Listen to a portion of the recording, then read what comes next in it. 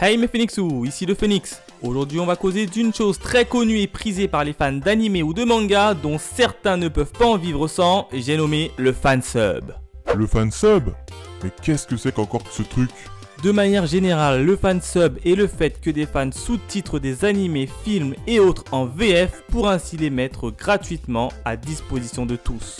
Ben, c'est très bien tout ça. Où est le mal? Le souci c'est que le fansub est de base illégal. Comment ça illégal?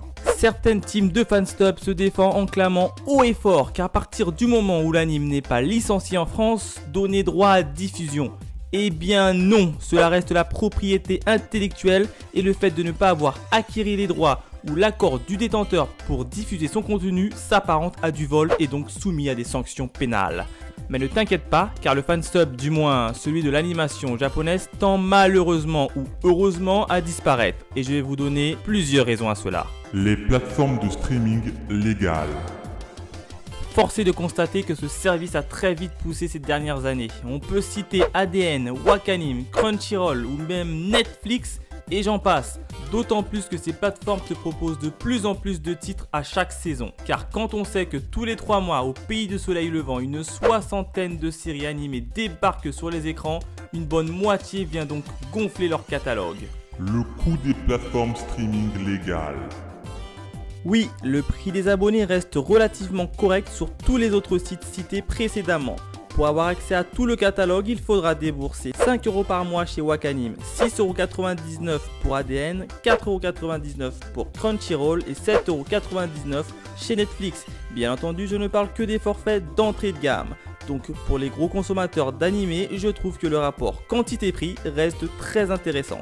Oui, c'est bien beau tout ça, mais pour ceux qui n'ont pas les moyens... T'inquiète pas, les sites de streaming ne les ont pas oubliés, car certains d'entre eux comme Wakanim, ADN ou encore Crunchyroll proposent des séries gratuitement. Bien sûr, en contrepartie, et en plus des pubs que contiendra chaque épisode, la qualité de lecture ne sera pas supérieure à 480p et l'épisode sera généralement disponible un certain temps seulement. Le coût des plateformes de fansub. Pour ce troisième point, on va causer des sites de fansub. Oui, le fansub dispose généralement d'un site pour héberger ses projets. Tout cela représente donc une certaine somme d'argent à sortir tous les mois pour pas que le site ne soit mis hors ligne par le détenteur. Oui, mais comment ils font alors? C'est très simple, la plupart des sommes sont récoltées au moyen de dons ou de pubs, voire mis avec les deniers personnels de l'équipe, ce qui commence à devenir très salé. En plus de cela, les fansubs sont généralement organisés en team où chaque personne travaille à une tâche précise. Et justement, certains postes sont très compliqués à combler. Les menaces.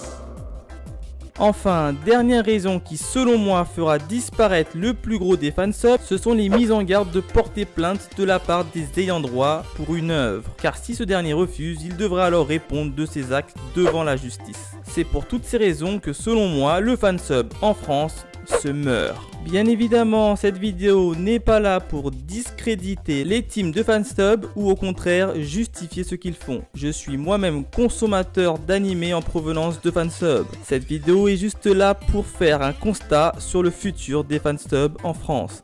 Alors dis-moi ton avis dans les commentaires si comme moi tu penses que le fansub en France disparaîtra ou bien le contraire. N'oublie surtout pas de lâcher le pouce vers le haut si tu apprécies et de t'abonner en n'oubliant surtout pas d'activer la petite cloche pour ne rien rater. Sur ce, à la prochaine mes Phoenixous.